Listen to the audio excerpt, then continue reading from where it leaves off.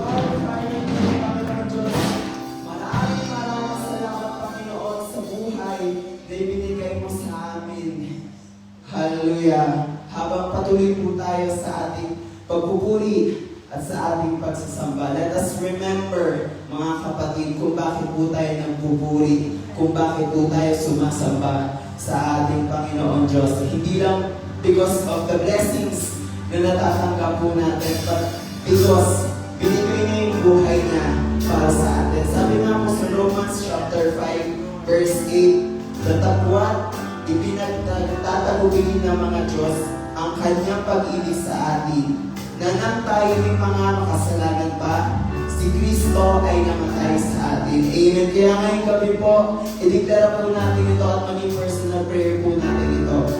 At sabihin po natin that, Lord, narito po ako to worship you and to glorify you. Hallelujah.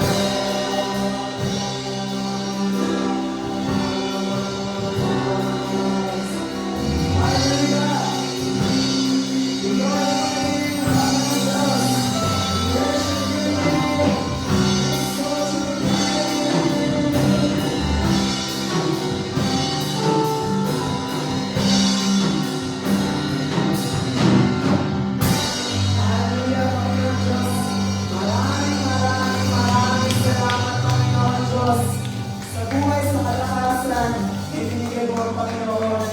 Dapat kang purihin, pasalamatan, at kakilayan sa aming mga buhay. Kaya naman sa iyo po ang pinakamataas na papuri, pinakamataas na parangal at pasasalamat sa pangalan ng Jesus. Amen.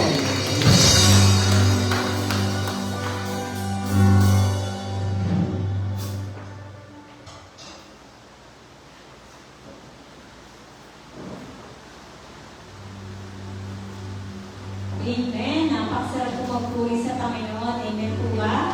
Amen.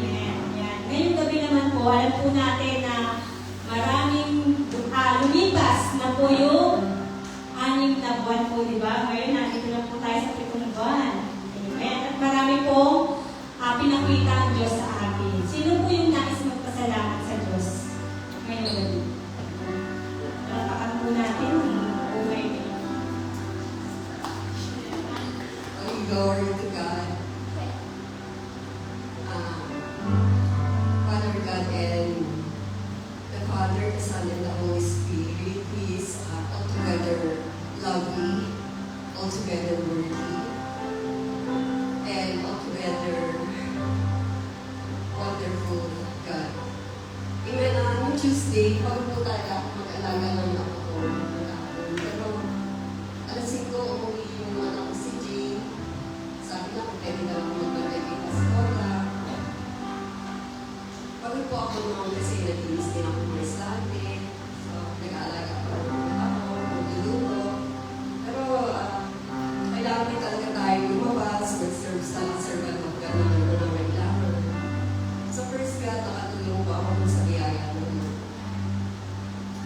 ang Lord talaga nagbibigay sa akin ng kalakasan. Hindi ko po kaya.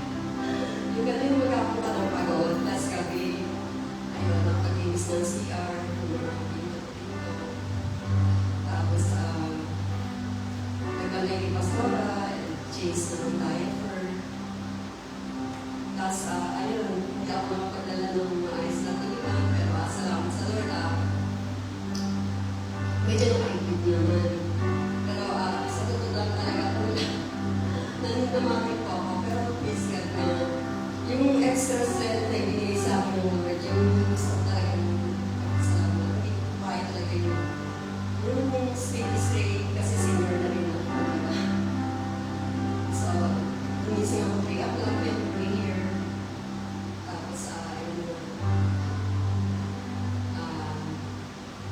nag-isip ko na paano buwala sa pastor kasi walang gano'ng umagal. So, namalengke ako, nilipro ako siya. Pagkain.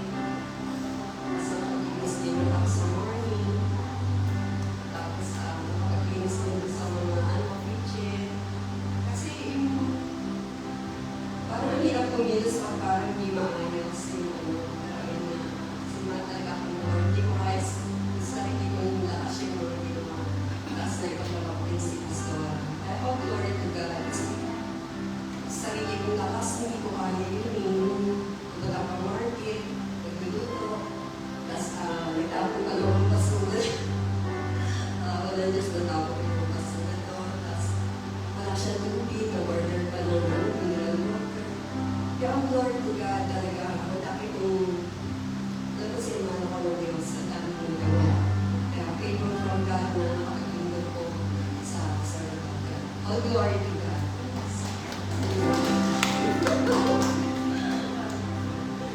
Amen. Sa Diyos ko rin ko'y binabalik ang papuring pasasalamat dahil muli naranasan namin yung favor ng Panginoon. Sabi nga po kung hindi gagamitin ng Diyos ang buhay mo, sinong gagamit? Yan. Kaya sabi ko nga po yung mga nangyayari ko nitong nakaraang mga araw sa paligid, kasi yan dami nagsisirculate na violent activity sa schools. So, sabi ko sa Lord ng papuri kasi ibinalik niya yung paalala. Yung sabi nga kung tayo ay nagtuturo ng mga skills, ng knowledge, yan ibinalik sa akin ng Lord na sabi ko nga, ito yung time din na i-spread din namin talaga yung kaligtasan na ibinibigay ng Lord sa mga kabataan. Yan. At sabi ko nga po, itong fear news na nangyari, no? Out of, sabi ko, tatlong session eh. First session, walang pumasok. Second session, wala. third session, 3 bata ang pumasok. Pero sabi ko nga sa kanila, sabi ko, wala tayong magagawa kundi manalangin. At sabi ko nga sa kanila, sa mga estudyante ko, nung kami ay nag-face-to-face noong Wednesday, sabi ko, kaya kailangan alam niyo kung anong pipiliin niyo. Sinong gagamit ng buhay niyo? Paano niyo gagamitin yung life niyo? Kasi sabi ko, kung hindi gagamitin ni God yan, mundo ang gagamit niya o kaya evil ang gagamit niya. Kaya sabi ko nga po, sa araw na ito, yan, wala kang ginagawa kundi mag-PM sa GC. Pero wag naman ganon, humupa ang takot kasi with the support ng LGU naman tsaka sa mga opisyalis ng aming paaralan ko, yung safety naman ay naganap na yung araw na ito. Sabi nga ang hindi hahayaan ng Panginoon, so tayo din po mga Kristiyano, kailangan maging matapang din talaga tayo. Sabi mo nga, biruin mo yun sa pag-spread ng fake news, ang daming natakot. Kaya sabi ko, napakahalaga din po talaga yung pagsusuri, tsaka bagamat ganun din, awareness din. Sabi nga kasi, mga bata ngayon gumawa na talaga sila sa social media, sa gadget, kaya sabi ko nga po, talagang napakahalaga ng family time. Kaya sabi ko nga kanina, pag-uwi ko galing trabaho banding time kami, bedroom banding. Kaya sabi ko, naging opportunity din ang Panginoon na makapag-banding kami kasi busy talaga. Pero sabi ko nga po, yun talaga napakahalaga. At sabi nga po, gaya ng ilang ulit na sinabi ng MC, biyaya po talaga ang buhay. Kasi pag ginuha talaga ni Lord anytime, pwedeng kunin ni Lord yung buhay natin. So hindi mo alam kung anong sitwasyon, natutulog ka man. Sabi ko nga sa mga estudyante ko ready ba kayo humarap sa Lord? Yan, so ready ba tayo? Pero sabi nga anytime, pero sabi ko nga, hindi ba yung intervention ng Panginoon naman? Ay kung pag gagamitin ka pa ng Lord, wala makakapigil doon. Kaya yung sinabi pa ng Diyos na isang bulatin na lang yung pipirma sa iyo, pag gusto ka pang gamitin ni God, i-extend na yung buhay mo. Kahit na sinabi pa ng doktor, yung mga bagay na yun, sabi nga, ang Lord lang ang nakakaalam ng buhay natin. Kaya patuloy po tayo maging matapang. Sabi nga, let's spread, not the fear news, but let's spread the good news of God. Sa Diyos po ang patuloy. Amen. Amen po, diba?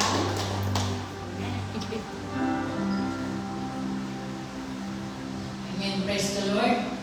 Nagpupuri ako ng pasalamat sa Panginoon kasi nung huli ko na naramdaman na nagkasakit ako nitong nakalipas na 2 araw. Pero salamat sa Panginoon kasi wala akong tinig na gamot, kundi yung una panalangin, pangalawa yung mga vitamins at saka more water lang. Hindi naman limit sa inyo kaalaman na yung 4 na araw na sunod-sunod na puyat at kasunod doon tumaas yung BP ko, pero nandun pa rin yung lakas na galing sa Panginoon. At pag naman ng 2 araw, another 3 days na naman ang puyat, at nandun pa rin yung kalakasan na supply ng Panginoon sa akin. Kasi hindi madali yung mabuti kung nagbabantay na lang na wala lang. Yung binabantayan mo ay bedridden. So, ibig sabihin, lahat buong lakas mo, ibibigay mo talaga. Akala mo nga nung una, nung 4 na araw, sabi ko, Lord, hindi ko ito kaya pag ulang ako sa.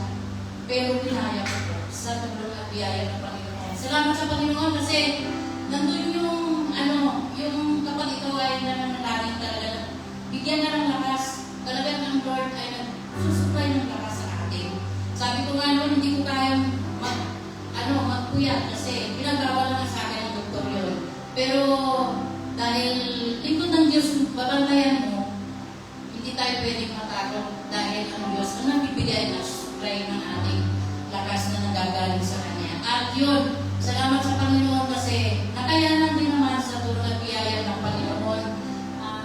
Maging sa pinansyal na pangailangan, ganun din ang Diyos ang nagsusupply na pagamat na daroon ng problema sa work ng anak ko kasi na tuklasan itong lately lang na hindi binigay yung kanyang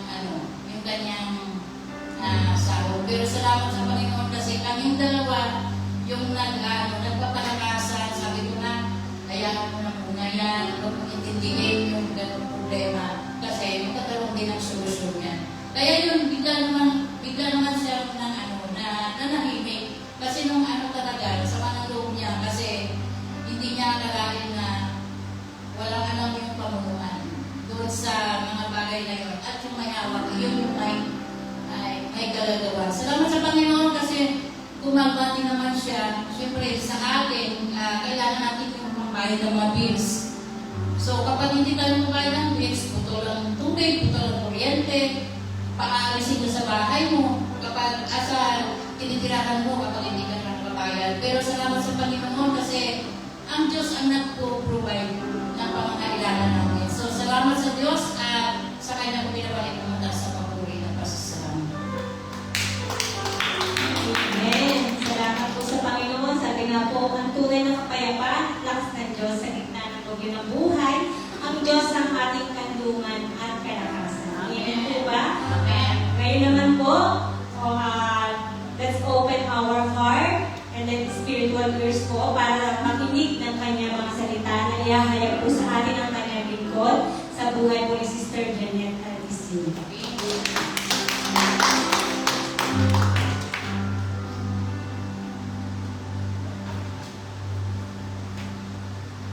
Sige po, may samba sama-sama tayong tumayo, tayo po ay manalangin. Hallelujah, Lord Jesus. Thank you, Lord. Panginoong Diyos, aming mga makapangyarihan sa lahat. Nagpapasalamat po kami sa gabi nito, Lord God. Karanasan namin patuloy ang kabulian at katapatan sa aming mga buhay. Ang patuloy na provision mo, patuloy na pag-iingat mo, covering mo, Panginoong Diyos, sa aming buhay, sa aming buong sambayanan. Salamat po, Panginoong Diyos, Lord God, sa mga bagay, O Diyos, na aming pong nararanasan sa araw-araw.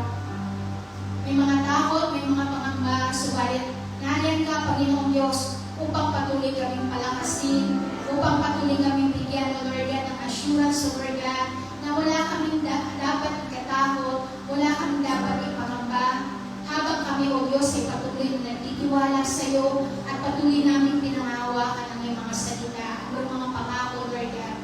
That's why, Lord God, we are here, Lord God, to give you praise, to give you glory, to give you honor, O Lord God, to give you thanksgiving, O Lord God. Pasasalamat, papuri, O Lord God, ang hatid namin sa iyo, Lord God, sapagkat tunay kang Diyos na dakila at tapat sa aming mga buhay, Lord God. Kaya naman hayaan mo sa gabi ito, malaya kang makapag-ministeryo, Lord God. Samahan niyo po kami. Empower us, Lord God, with your Holy Spirit, Lord God. We welcome your Holy Spirit in this place. Hayaan mo sa patuloy na pakikinig ng mga salita, nariyan ang pangusap ng iyong Santo Espiritu, Lord God. Let your voice speak to us, Lord God. Anoint each and every one of us, Lord. Patuloy kang mangusap sa bawat isa sa amin, Lord God. Ano yung nais mo, ano yung patuloy, Lord, na nais mo ipagawa sa bawat isa. Panginoon, maraming salamat sa iyo, Lord God. Here we are, Panginoon Diyos. Continue, Lord. Hear your voice. Worship you, Lord God, in spirit and in truth. Salamat po, Panginoon. Patuloy ka namin pinupuri, pinasasalamatan, pagwalhati ka, patuloy sa aming mga buhay. Ito po aming dalangin sa pangalan ng aming Panginoon Jesus. Amen. Sige po, palakpak po para sa Panginoon. Thank you, Lord. Salamat sa Panginoon. Salamat po dahil nakalagpas o nakalagtaw na tayo sa half of the year. Nakalagpas na yung from January to June at ngayon, papasok na naman tayo sa another half of the year. At ng matagumpay, pinagpala at puno-puno ng pag-asa. Yun yung lagi natin panghawakan. Kung paano tayo nagtitiwala sa mga pangako ng Panginoong Diyos, patuloy lang ano man yung mga bagay na although sabi nga kanina ng mga nagte-testify, may mga takot, may mga pangamba, lalo na, sabi nga, masyado na tayo open sa social medias. Marami kang mababasa, makikita, na talaga magdadala ng takot. Pero salamat sa Panginoong Diyos, dahil yung takot na yon, pinapawi niya, pinapalitan niya ng kalakasan, pinapalitan niya ng patuloy na pananalig at pagtitiwala sa Panginoong Diyos. At ito ito yung nais ng Panginoong Diyos sa bawat isa sa atin na mananampalataya ng ating Panginoon. At sa gabi nito, muli, pag-aralan po natin, sabi nga po diyan, embodying the spirit of Christianity, sa aklat ng Romans chapter 8, verse 9. Sabi po dito, you, however, are not in the realm of the flesh, but are in the realm of the Spirit. If indeed the Spirit of God lives in you, and if anyone does have the Spirit of Christ, they do not belong to Christ. Pagpalain po ng Panginoong Diyos sa kanyang mga salita. Sabi rin po sa Tagalog, ngunit hindi na kayo namumuhay ayon sa laman, kundi ayon sa Espiritu. Sa katunayan, naninirahan sa inyo ang Espiritu ng Diyos. Kung wala sa isang tao ang Espiritu ni Kristo, hindi kay Kristo ang tao niyo. Sabi rin po sa aklat ng Mateo, chapter 7, verse 21, not everyone who says to me, Lord, Lord, will enter the kingdom of heaven, but only the one who does the will of my Father, who is in heaven. Hindi lahat ng tumatawag sa akin, Panginoon, Panginoon, ay papasok sa kahirapan ng langit, kundi ang mga taong sumusunod sa kalooban ng aking Ama nasa langit. Totoo po, no? Marahil mapapansin natin, marami ang nagdadala ng pangalang Kristiyano. Hindi lamang tayo, marami ang nag-claim, Kristiyano ako. Na minsan, may mga pagkakataon, yung salitang Kristiyano, parang bang name tag na lang. Alam niyo ba yung name tag? Yan nilalagay ng Ashley dito, yung pangalan nila. Minsan, yung salitang Kristiyano o Christian, nagiging name tag na lang. May sinusot lang sa simbahan, or kapag may mga pagkakataon, tinatanong tayo, ano religion mo? Sinasagot natin, born again. Ay, Christian ako. Yun yung marami, kadalasan, malimit. Ito yung mga sinasambit. Nagdadala ng pangalang Kristiyano na parang name tag na lang. Kapag sa simbahan, tinatanong ka, o saan man tayong lugar, Christian ako, born again ako. Pero sabi nga, hindi tayo tinawag ni Jesus para magsuot lang ng label. He called us to follow a life. Tinawag tayo para sundin o sumunod sa isang buhay. And being a biblical Christian is not what He called ourselves. Ang pagiging Kristiyano ay hindi ito kung ano yung tawag natin sa ating mga sarili. It is what Christ has made us and how we live because of Him. Sabi nga yung ating pinag-aaralan, embodying the spirit of Christianity.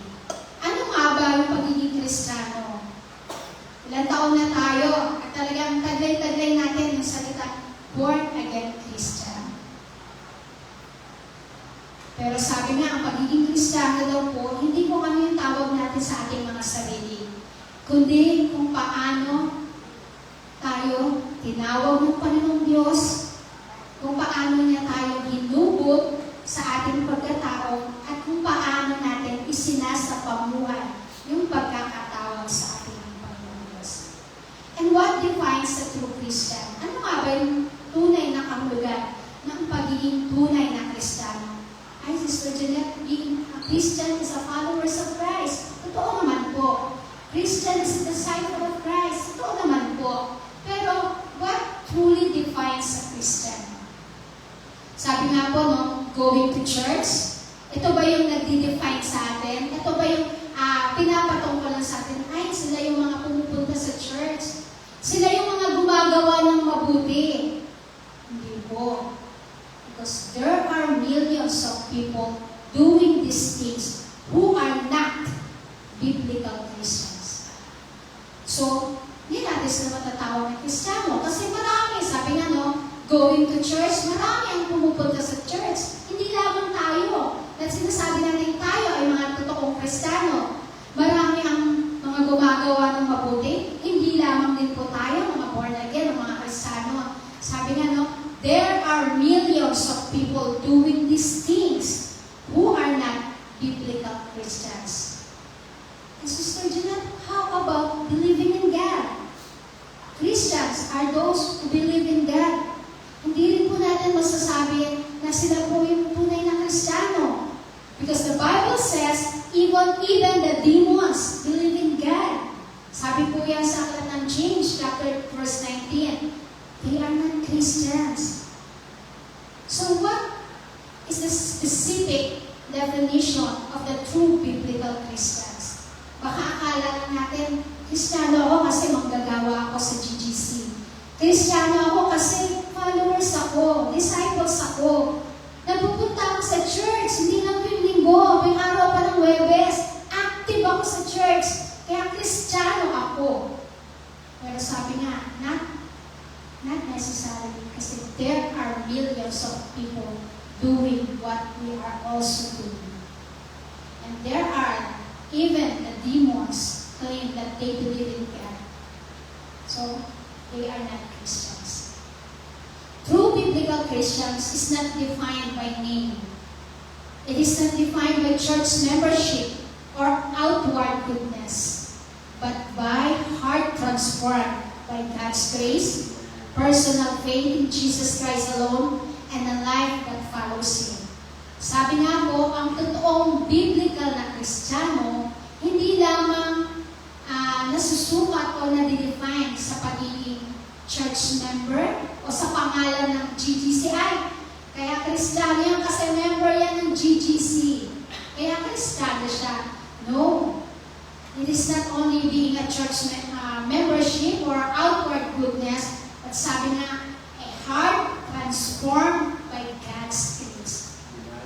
Binagong puso ng Panginoon Diyos. Tingnan niyo nga po ang mga katabi niyo. Binago na nga ba? Amen. Kaya nga tayo narito nagpapatuloy. Kaya nga tayo mga manggagawa. Kasi patuloy tayong binabago. Sabi niya, araw-araw tayong binabago ng Panginoong Diyos. So, sabi niya, no, patuloy din tayong nagpapabago. Our heart is transformed by God's grace with a personal faith in Jesus Christ alone and a life that follows Him. So, yung buhay natin, hindi lang once, not twice, but every day in our life, continuous na sumusunod sa kalooban ng Panginoong Diyos. So, the biblical Christianity is not also a title. Hindi ito titulo lamang na talagang taglay-taglay natin, ay, born again ako, may title ako, pagiging born again. Hindi. A biblical Christianity is not a title, but a way of life. Kung paano natin isinasamupamuhay yung pagiging Kristiyano natin. That the Holy Spirit is continuously dwelling in us. Sa iyo, sa akin, nararanasan nating patuloy yung pagsama, yung pananahan ng Banal na Espiritu. It shaped us and flowing through us. Sa araw-araw natin, pagpunta sa church, patuloy na paglago, sabi nga nung, hinuhubog tayo, hinuhulma tayo, at patuloy na dumadaloy ang kapangyarihan ng Banal na Espiritu. Hindi lang kapag may mga panahon na active tayo, hindi lang kapag mga panahon na talagang on fire tayo, kundi sabi, whatever our situations, whatever we are, whoever we are, at saan man tayong lugar na maparoon, taglay-taglay natin yung tinatawag ng biblical Christianity. Not a title, but a way of life.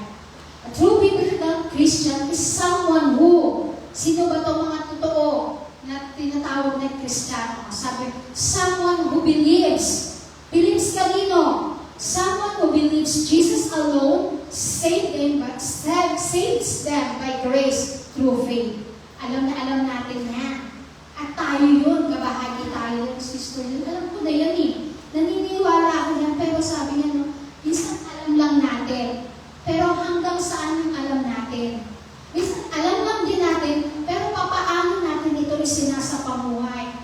May mga pagkakataon na alam lang natin, pero taliwas sa pang-araw-araw nating buhay. Pero sabi niya na, a true biblical Christian is someone who believes. Hindi lang basta alam natin, kundi nananampalataya, nagtitiwala tayo at Jesus alone, siya lamang ang patuloy na nagbigay sa atin ng kaligtasan sa pamamagitan ng grasya ng Panginoong Diyos through our faith. Another thing is, a biblical Christian is someone who belongs to Him. Na kay Kristo tayo, hindi half Christians. Yung kalahati ng buhay natin nasa mundo pa. Yung kalahati na kay Kristo. No. Sabi nga, the whole of our soul belongs to Christ. Hindi porket manggagawa na tayo, easy na lang, Kristiyano naman ako eh. Alam ko na yan. Pero may mga pagkakataon, kung sino pa yung sinasabing Kristiyano naman ako, yun pa yung may mga pagkakataon at madalas sumisegue ang buhay. Kasi bakit? Nananangan saan? Sa sariling karunungan. Alam ko na yan eh. Alam ko na ano yun. Memorize ko na yan. Yun yung madalas makatwiran ako. Pero, tanungin natin, naisa sa pamuhay mo ba yung bawat nalalaman mo? Sabi nga, no, belongs to Him, changed inside by the Holy Spirit. Hindi lamang yung panlabas natin yung nabago, kundi sabi nga, maging hanggang panloob. Hindi lamang isang beses, kundi sabi, sa bawat araw ng buhay natin. Kaya nga yung awit eh, binabago mo ako araw-araw, binabago mo ako araw-araw.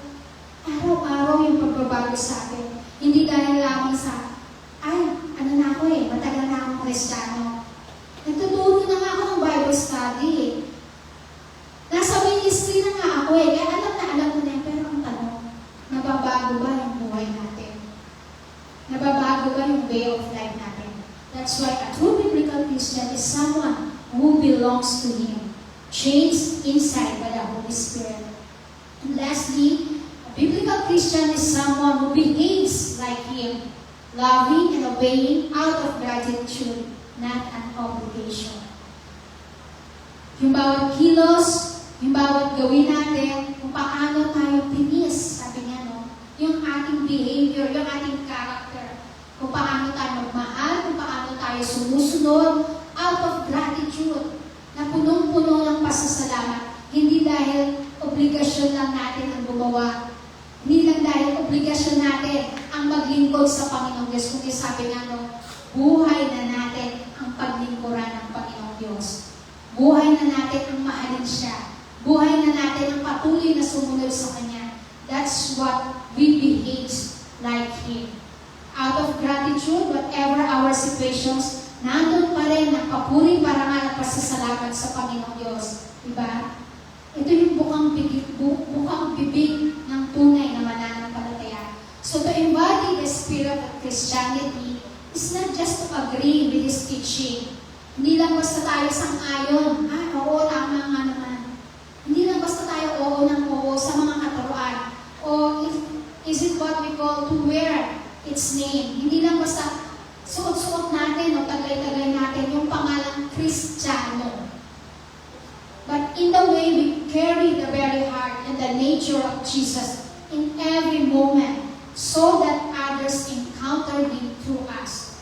Sa pamamagitan ng buhay natin, sa pamamagitan ng pagiging tunay at totoo natin Kristiyano, marami ang napapalapit sa Panginoong Diyos. It is faith made by flesh. Ang pagsasabuhay o ang isabuhay, ang diwa ng pagiging Kristiyano ay hindi lamang sumasang-ayon sa mga katuruan ng Panginoong Diyos o gamitin lang natin yung Kanyang pangalan. Kundi ano po, ito ay ang dalhin mo mismo sa iyong puso, sa ating puso, ang kalikasan ni Jesus sa bawat sandali po ng ating buhay para maranasan at makatagpo ng ibang tao sa pamamagitan natin. Diba? Through our life, marami tayong nadadala sa Panginoong Diyos. Through our testimony, marami ang naniniwala that Jesus is Lord, Jesus is our Lord and Savior. Dahil sa ating mga patotoo, dahil sa ating mga ministry na ginagampanan, marami na nadadala natin sa Panginoong Diyos at nagiging instrumento po tayo. So, hindi sapat yung Kristiyano ako. Hindi sapat yung salitang Kristiyano naman ako eh. Matagal na akong Kristiyano. Or dahil nababasa lang natin sa t-shirt na minsan, di ba? Mahilig tayo magsuot ng mga biblical words na t-shirt. kundi sabi nga, sinasabuhay yung pagiging Kristiyano. It means living out the Spirit of Christ who dwell in us.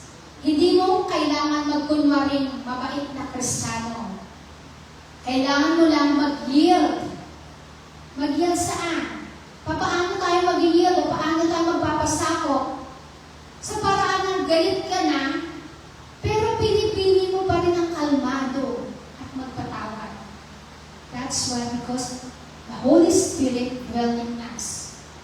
Nasasaktan tayo pero nagmamahal pa rin tayo because of the dwelling of the Spirit in our heart. Pagod ka, pero patuloy ka pa rin naglilingkod sa Panginoong Diyos. Hindi natin katulad ng mga testimony kanina, hindi po talaga biro ang maglaan ng oras, ng panahon, yung effort natin to extend our helping hands, lalo na po sa mga lingkod ng Diyos. Pero ginagawa mo yan una sa Panginoong Diyos. Ginagawa mo yan dahil Kristiyano ka. Ginagawa mo yan dahil mahal mo ang lingkod ng Diyos. Una ang Panginoong Diyos. Pangalawa ang lingkod ng Diyos na pinaglilingkuran mo. At higit sa na, sabi nga, taglay-taglay mo yung pagiging Kristiyano. Pagiging Kristiyano. Pagod, pero patuloy pa rin naglilingkod. Hindi sumusuko, hindi umaayaw. Yan ang Kristiyano. Embodying the spirit of Christianity ay pagsasabuhay, pagsasagawa, hindi lamang sa salita at hinahayaan mo makita sa ugali, sa desisyon, sa buhay natin ang diwa ng pagiging Kristiyano. So what are the marks of embodying the spirit of Christianity? Una, sabi po rito, it is Christ living through you. Galatians chapter 2 verse 20, sabi po rito, I have been crucified with Christ, and I no longer live, but Christ lives in me. The life I now live in the body, I live by faith in the Son of God, who loved me and gave Himself for me. It is Christ living through you, me, and us. We do not copy or hindi natin kinokopya ang Panginoong Diyos on our own. We do not copy or try to copy Jesus on our own. We let His life flows through us.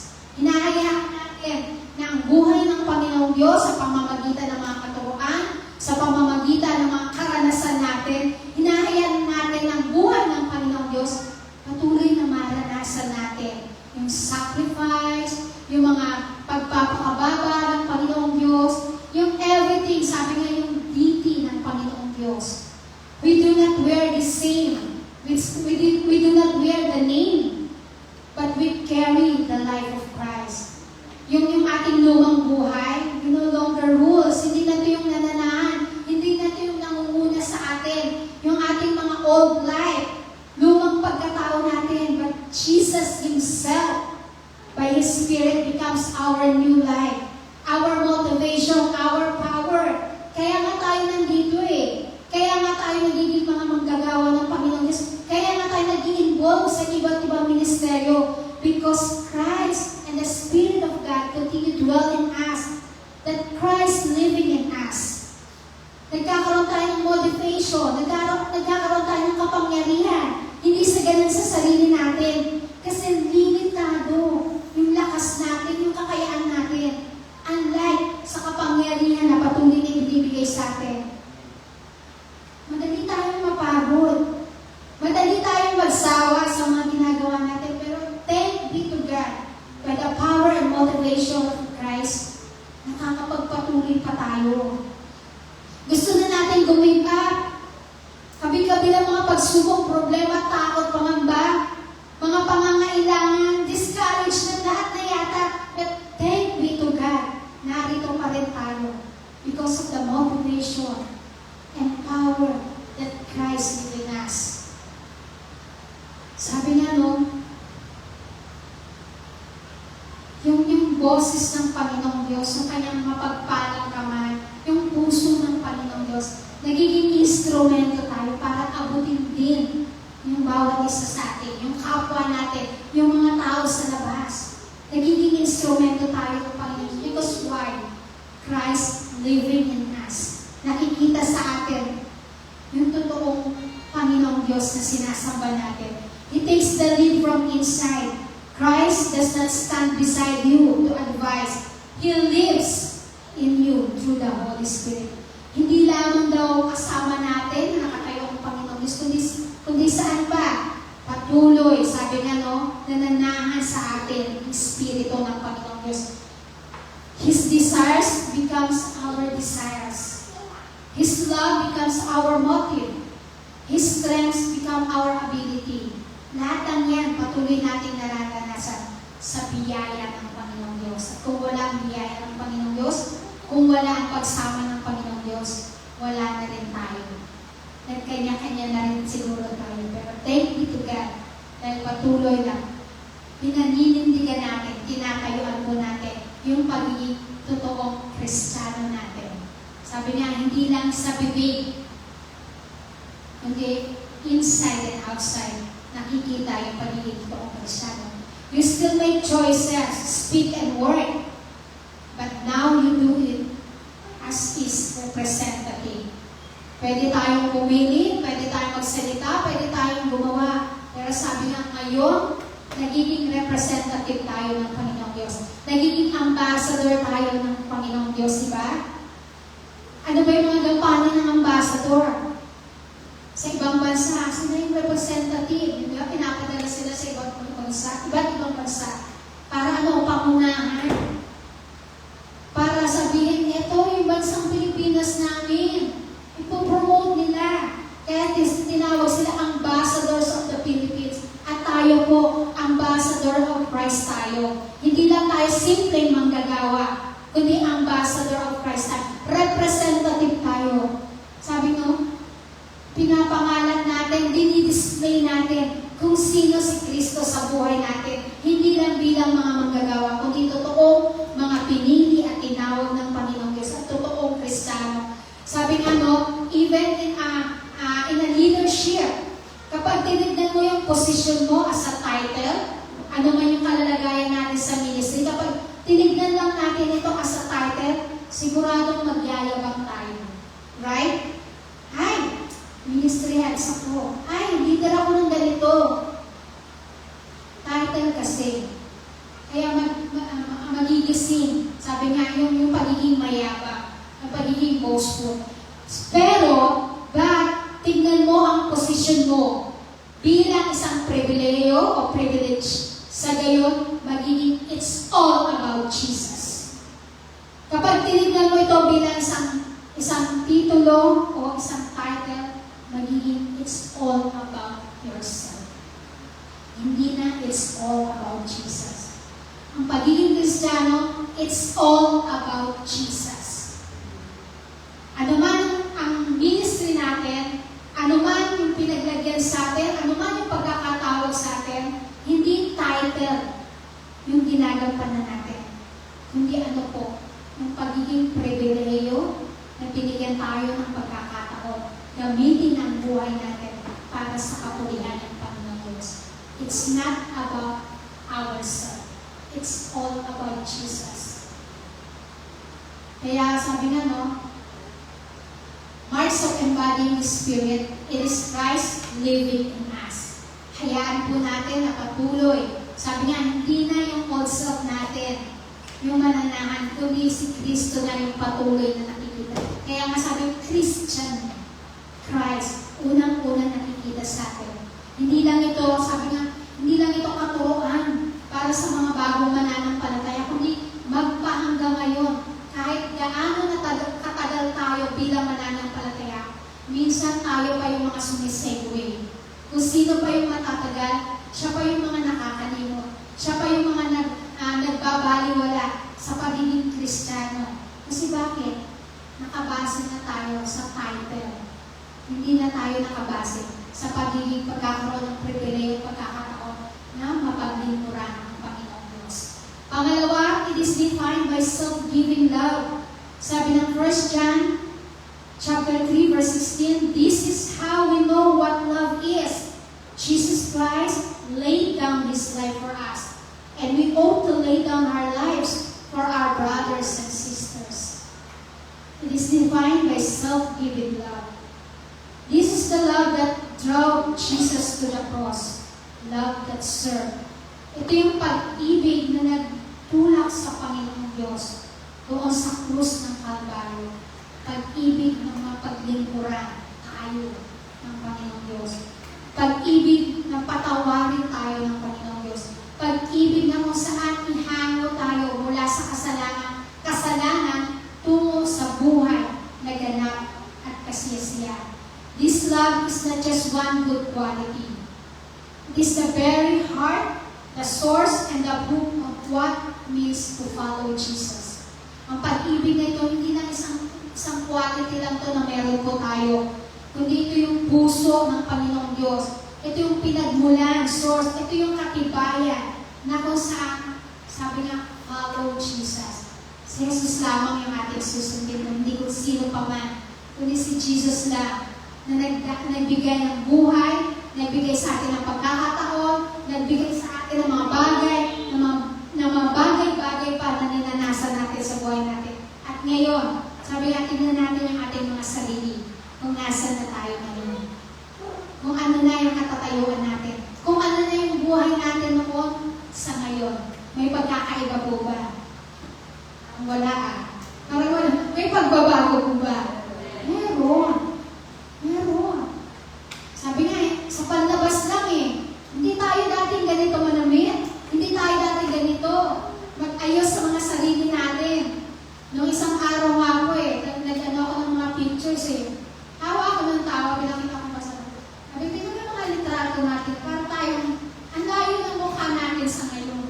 Para tayong mga taga-bundok noon. Yung mga itsura natin, yung pananamit natin. Dahil yan sa biyaya ng Panginoon. Dahil yan sa pag-ibig ng Panginoong Diyos sa atin.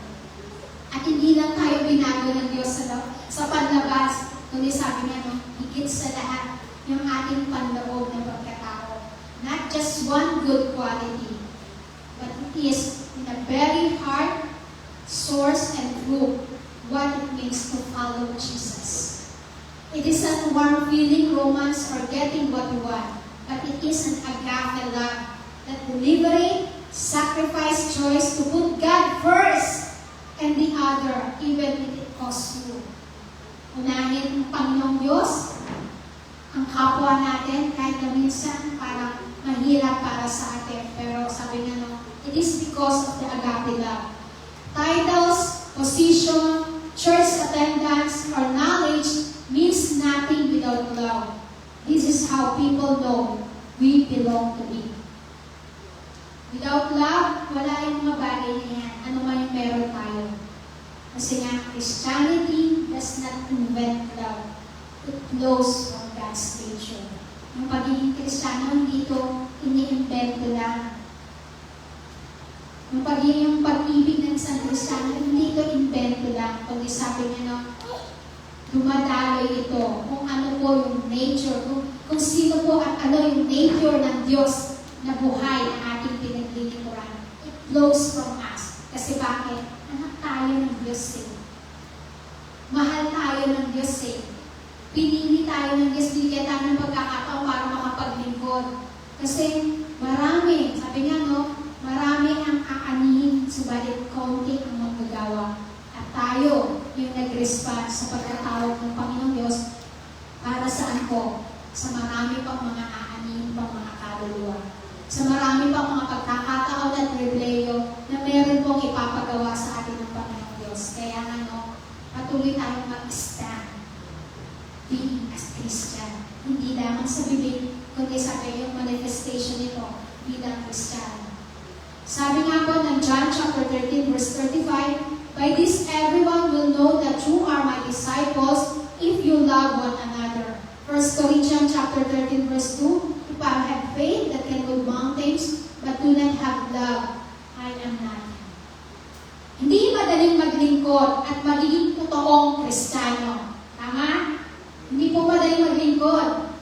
Hindi rin madaling maging totoong Kristiyano. May mga pagsubok, may mga discouragement, pero worth it. Kasi bakit po? Alam natin na may patutunguhan yung bawat love and sacrifices natin. para sa Diyos, para sa kapwa natin. Hindi lang dahil alam mo doon na may rewards ka na tatanggapin, kundi dahil alam mong buhay natin ang paglingkuran ng Diyos na tumawag sa atin. Amen? Buhay na natin ang paglingkuran ng Panginoong Diyos. Kaya nga salamat sa mga kapatid na naglalaan ng effort, ng time, ng panahon. Diba? Extend yung kanilang helping hand. Makatulong, hindi lamang sa mga lingkod ng Diyos, sa bawat isa sa atin, sa mga kapitbahay, kaibigan, in how our character change. Not just how we speak. So, yung totoong espiritu ng pagiging Kristiyano ay nakikita po kung paano yung mga characters and attitudes natin nababago sa bawat araw, hindi lang sa bawat pananalita natin. May mga pagkakataon, magaling tayong magsalita, magaling tayong mag-share ng Word of God, magaling tayong mag-advise. Pero ang tanong, kapag mag-isa na tayo sa mga tahanan natin, kamusta po yung ating mga character and attitudes? Kristiyano pa rin ba tayo? Sa labas nakikita tayong Kristiyano, pero kamusta pag nasa loob na po tayo ng ating mga tahanan? Sabi nga po na maningin natin marinig, makikita daw po yung tunay na Kristiyano kapag pumunta ka sa kanilang tahanan, hindi kapag narito sa loob ng iglesia.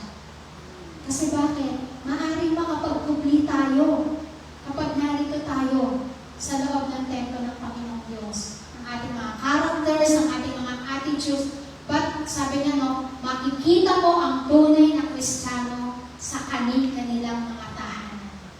Doon, makakahanap ka ng tunay na Kristiyano.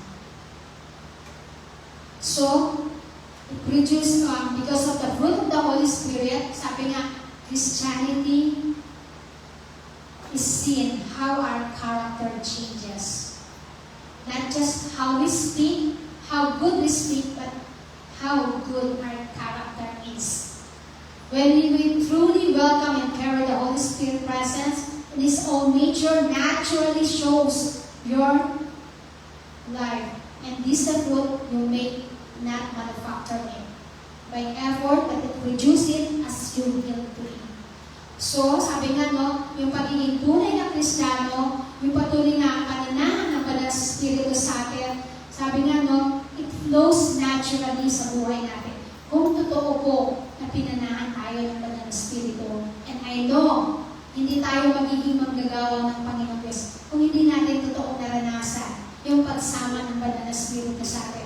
Although may mga pagkakataon, sabi nga, na tumataas yung boses natin kapag nasa tahanan tayo, nagiging nababago yung mga character and attitude. Pero sabi nga, huwag naman natin hayaan na manatili yung ganong pangit na attitude. Kundi sabi, patuloy tayong lumapit agad sa Panginoong Diyos. Patuloy na i-confess natin agad yan. At alalahanin natin, Kristiyano pala ako. Kristiyano ako. Taglay ko ang bunga ng Banal na Espiritu, kaya Kristiyano ako. So para tayong nahihimas-masan na di ba? Nga pala. May narinig nga ako Sabi nga, dahil nagalit siya, nakalimot siya, nalaglag yung bunga ng Espiritu. Pulutin ko nga at ikabit ko ulis. Niliteral. Pulutin ko nga. Hindi. Sabi nga, yung patuloy na pananahan sa atin ng Banal na Espiritu, ito yung magre-remind sa atin na, anak, Kristiyano ka Hindi dapat yung ganyang ugali mo. Hindi dapat yan yung mga attitude mo. Kristiyano ka. Huwag mo munang tanggalin sa giyeta. Balik parang yung armor yung nasa. Balik ko muna kaya yung fruit of the Holy Spirit. Mag-war break muna ako. Mamaya ako na lang ulisutin. Hindi po ganun. Kundi sabi, nananatili at mananatiling mananahan sa atin ang Banal na Espiritu. Kasi bakit? It produce as you yield to Him. Patuloy pa itong magbubunga, patuloy pa itong sasagana sa bunga, kung patuloy din tayong mananahan sa Banal na Espiritu. Sa isa pong ilustrasyon, sabi po, isang lampara at isang yung oil. Sabi nga, our life Holy Spirit is the oil. A lamp without oil can look like a lamp. Ang isang lampara, magiging lampara pa rin yan. Diba? Kahit walang langis, lampara pa rin yan. Pero sabi nga, but gives no light. Lampara lang siya, kahit walang langis, pero hindi siya makapagbibigay ng liwanag. Diba? Sabi nga, ang ilustrasyon, yung buhay natin, ito yung lampara. Holy Spirit, ito yung oil. A lamp without oil can look like a lamp, but gives no light. Embodying the Spirit is letting the oil fill us, producing fruit, steady and warm light that shines out. Love, patience, kindness, showing God's nature. Sabi nga po, kapag patuloy tayong tinanahanan ng banal na spirito at hinahayaan natin ang banal na spirito sa lampara natin mag-produce, mag-feel, para mabigyan tayo ng liwanag. Maliwanagan, personally tayo maliwanagan at sa bawat daraanan natin, naliliwanagan. Tao man siya, lugar man siya, sa bawat daraanan dahil taglay natin yung langis. Diba? Dahil tayo ay lamp, nalagyan tayo ng langis, patuloy tayo magliliwanag. Ganyan po ang banal na spirito sa atin. Huwag nating hayaan maubos yung langis na nasa atin. Patuloy tayong magpasuklay ng langis upang una tayo maliwanagan, pangalawa maliwanagan yung mga taong nasa paligid natin. Kasi bakit? Kristiyano tayo. Hindi po tayo Kristiyanong nadidiliman, kundi tayo po ay mga Kristiyanong nagliliwanag, patuloy na nagliliwanag at naliliwanagan. Sino man yung ating makausap, saan man tayo pumunta, taglay natin ang liwanag na nagmumula sa Panginoong Diyos. Amen? Amen. Keep doing good without anything in return. And God will take care of your needs. Amen po? Sabi nga po, Christianity is not something you say. Hindi ito yung sinasabi natin, ay basta Kristiyano ko, ay born again ako. Hindi ito. It is someone you carry. As you yield to Him, His light will shine through yours one step at a time. It is someone you carry. Sino po yung taglay-taglay natin? Nasa atin ang Panginoong Diyos. Taglay natin ang banal na spirito ng Panginoong Diyos. At kung patuloy tayo mananahan sa banal na spirito ng Panginoong Diyos at buhay na meron tayo, patuloy po tayong magliliwanag one step at a time. Sabi ng Acts chapter 1 verse 8, but you will receive power when the Holy Spirit comes to you. And you will be my witnesses in Jerusalem, in all Judea and Samaria, and to the ends of the earth. Mga kapatid, Kristiyano po tayo. Kung saan, tinanggap natin ang banal na spirito ng Panginoong Diyos, ang buhay na meron ng Panginoong Diyos, patuloy na nanahan sa atin. Kaya sabi, follow Jesus. Nagiging liwanag po tayo at nagiging saksi po tayo. Saan? Sa Jerusalem, sa Judea, sa Samaria, up to the ends of the earth. Kaya ngayon, pagiging Kristiyano po natin, mag-stand po tayo.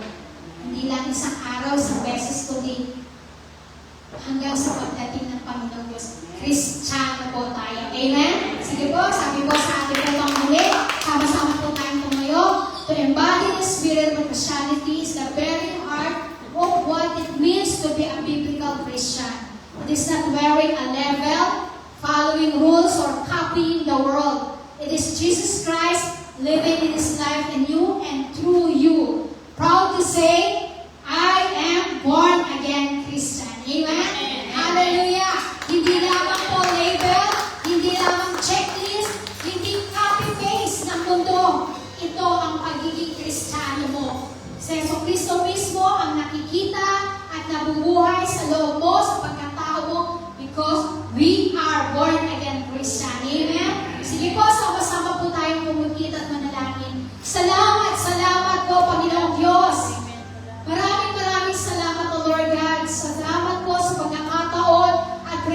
O Lord God, na tinawag kaming mga Kristiyano.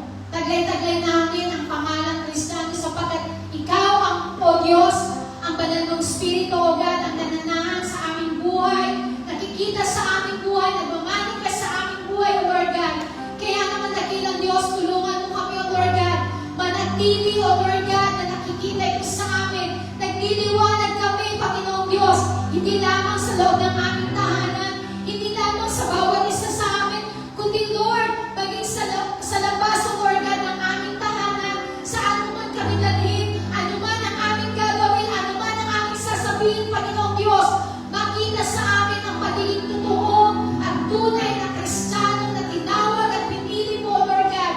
Panginoong Diyos, maraming salamat, O Lord God.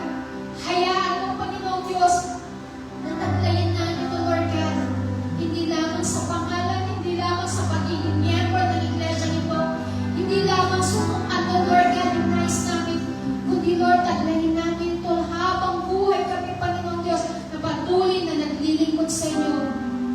Salamat, O Lord God. Continue adding us, Lord God, the spiritual richality, Lord, in our life.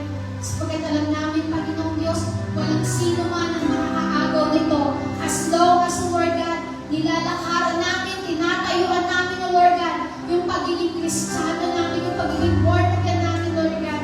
Hindi lamang sa salita, hindi lamang dahil marami kaming alam, marami kaming kinukuha ng mga memory verse, O Lord God.